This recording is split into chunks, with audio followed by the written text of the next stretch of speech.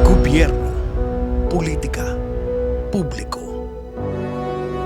Basta issue, apektado ka. Dapat kang mag-usisa. Kailangan mong magtanong.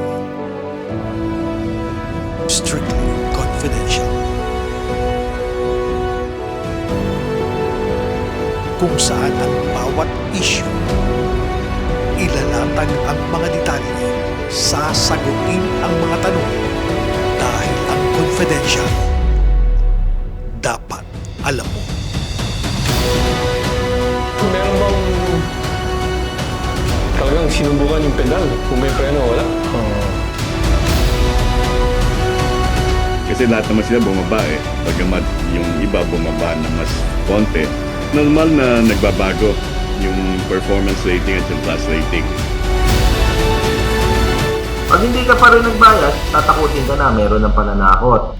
Alam nila na ang niloloko nila is mga Pilipino. Isa nga po sa kinakasama ng loob namin, na sa halip na talagang seryosong harapin yung problema, nag-i-spin pa yung gobyerno, pinapalabas pa na parang hindi lang namin sila naiintindihan.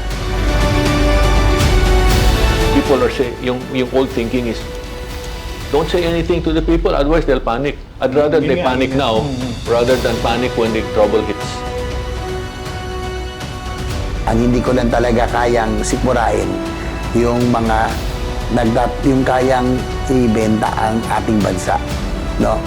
Magpo-pro-China sila, kakalimutan mo ba yung pagka-Pilipino? Yan ang hindi ko po kaya. At yan ay titindigan ko. Right, we want to modernize the Jeeps. We want to create a safe whatever. Lagi naman ako nandun so gusto ko kakaiba.